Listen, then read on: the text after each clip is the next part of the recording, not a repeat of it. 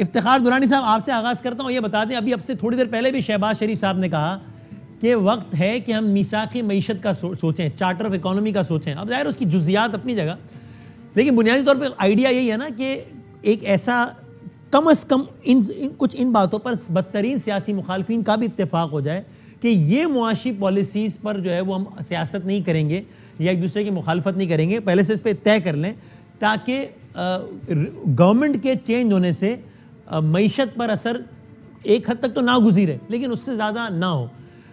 اس پر کیوں P T I reluctant ہے؟ اس میں کیا حرج ہے کہ اپنی ساری سیاسی مخالفت اپنی جگہ رکھیں، بالکل رکھیں، لیکن کچھ بنیادی چیزوں پر اتفاق کر لیں جن کا تعلق سیاست سے نہ ہو، معیشت سے ہو. اور یہ اچھا اگر وہی آفر آج کر رہے ہوتے تو ہم کہتے کہ یار یہ اچھی بات ہے، کل تک آپ کہتے کہ یار کل تک جب ہم حکومت میں تھے تب یاد نہیں آیا، اب وزیر اعظم بن گئے ہو تو یاد آ گیا. نہیں، کل جب وہ اپوزیشن میں تھے تب بھی وہ یہی کہہ رہے تھے، جب آپ کی سیاسی مخالفت تھی تب بھی وہی کہہ رہے تھے کہ اچھا بھائی ہم سے مخالفت کرو لیکن ایک چارٹر آف اکانومی کر لو.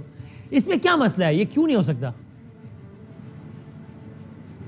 بسم اللہ الرحمن الرحیم. وسیم بھائی، بات یہ ہے کہ ان کے جو پرپوزیشن ہیں جو یہ چارٹر آف اکانومی کی بات کر رہے ہیں، تحریک انصاف یہ سمجھتی ہے کہ اس پاکستان کے اس ملک مملکت خداداد کے تمام مسائل جو ہیں اسپیشلی اکانومی سے ریلیٹڈ وہ ان کی پارٹی کے اور ان کے ساتھ جو الائنس ہیں انہوں نے کریٹ کیا، کیونکہ 37 سال سے اقتدار میں تھے، 52 سال سے دوسرے اقتدار میں تھے. اگر یہ اتنے ہی اچھے تھے تو ملک کا مسئلہ حل کر دیتے. ابھی آپ سے پہلے پروگرام میں اشفاق احمد صاحب آئے ہوئے تھے، ارشد شریف صاحب کے پروگرام میں، پچھلے پروگرام میں ارشد شریف آپ کے پروگرام میں تھے. انہوں نے خود آ کے بتایا، اکانومسٹ ہیں وہ، کہ 6% آپ کی جی ڈی پی گروتھ تھی، انڈسٹریل گروتھ آپ کی تقریباً 10.98 پہ چل رہی تھی. تمام جتنے بھی آپ کے اعداد تھے، جتنے بھی انٹرنیشنل فائنینشیل انسٹیٹیوٹس تھے، وہ آپ کو جو ہے پازیٹیو ریٹنگ دے رہے تھے. پاکستان ٹیک آف کر گیا تھا. اچھا ابھی وہ کہہ رہے ہیں کہ سیاست جو ہے نہ کریں آپ. تو سیاست تو انہوں نے خود کی، بلکہ سیاست کیا، انہوں نے ملک کے خلاف سازش کی. ایک چلتی حکومت، یہاں پہ لوڈ شیڈنگ نہیں تھی، یہاں پہ جو ہے مشکل صورتحال، یعنی کووڈ سے نکل کے 5 بہترین ہم جو ہے ملکوں میں شامل ہوئے جنہوں نے کووڈ کو ہینڈل کیا. یہ آپ اپنی معاشی کارکردگی گنوا رہے ہیں نا. ابھی تو میں اس ڈیبیٹ میں جا ہی نہیں رہا کہ کس نے اچھا پرفارم کیا کس نے نہیں. آئی ایم شور کہ ان کا دعویٰ اس سے برعکس ہوگا کہ نہیں جناب، جب ہم آئے تب لوڈ شیڈنگ تھی، نون لیگ کہے گی ہم نے ختم کی. جب ہم آئے تب اکانومک گروتھ کیا تھی، ہم جب گئے تب 6% کے آس پاس تھی. میں تو ابھی صرف یہ کہہ رہا ہوں کہ کچھ بنیادی چیزوں پر ایک ٹیبل پہ کیوں نہیں بیٹھ سکتے آپ لوگ. میں یہ نہیں کہہ رہا کہ آپ کہیں کہ معاشی پرفارمنس ان کی اچھی ہے ہماری اچھی ہے، وہ تو ایک الگ ڈیبیٹ ہے نا.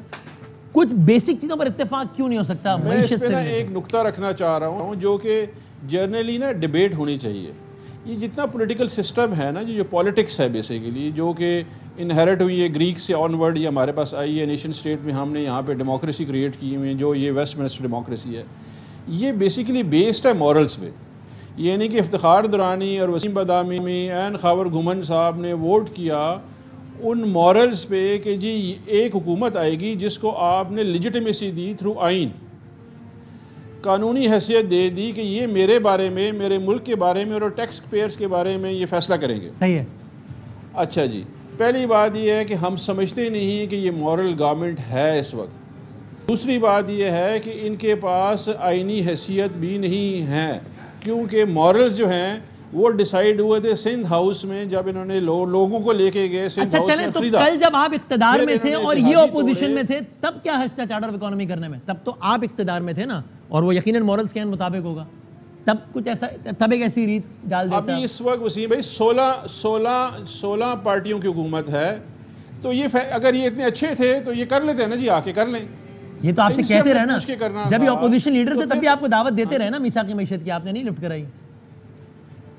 لیکن ہم تو ان کو سمجھتے رہے کہ انہوں نے دیکھیں ان کے پاس ٹوٹل سلوشن اس ملک میں، اس ملک کا المیہ یہ ہے، یہ 22 کروڑ عوام ہے، دنیا کی 5ویں بڑی آبادی ہے.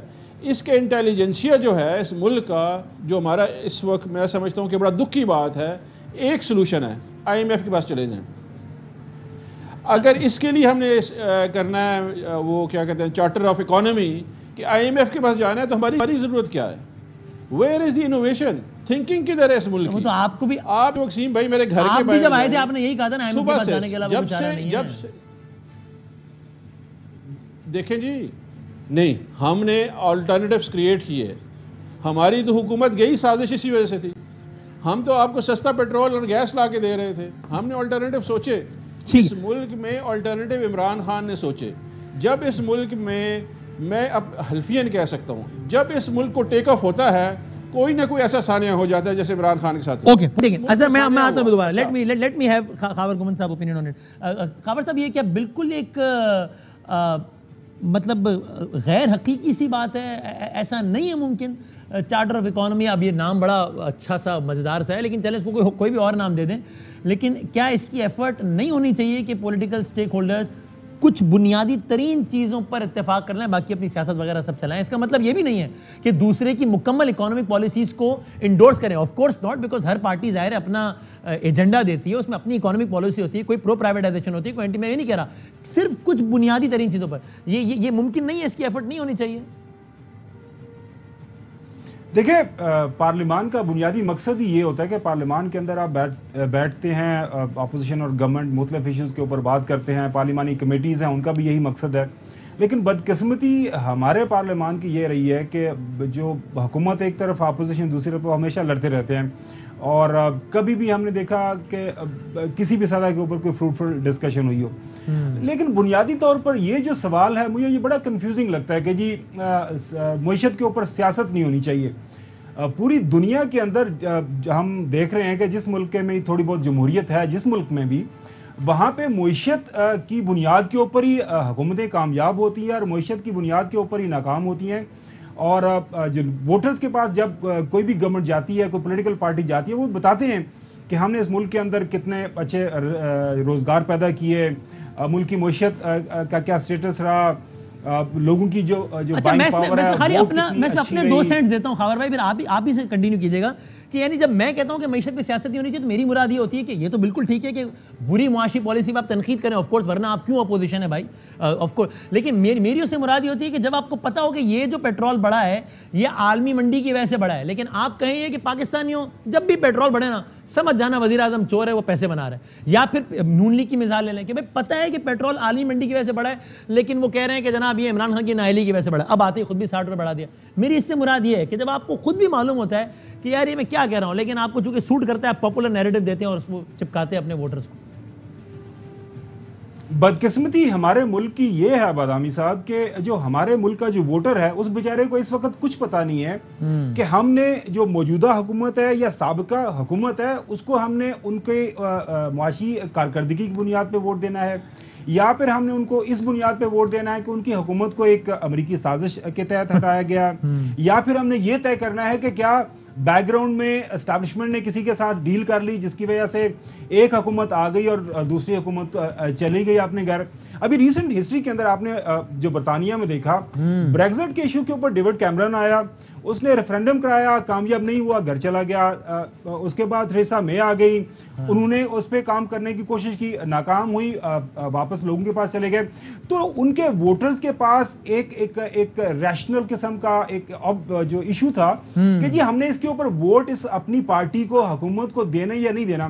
بدقسمتی ہماری یہ ہے کہ ہم اپنے ملک کے, ہم تو ویسے پہلے ماشاءاللہ بہت پڑھے لکھے ہیں, اور اپنے ووٹرز کو اتنا زیادہ کنفیوز کر دیتے ہیں کہ اس نے کس بنیاد کے اوپر عمران خان کو, یا کس بنیاد کے اوپر انہوں نے شہباز شریف کو, کس بنیاد کے اوپر بلاول بھٹو زرداری صاحب کو ووٹ دینا ہے.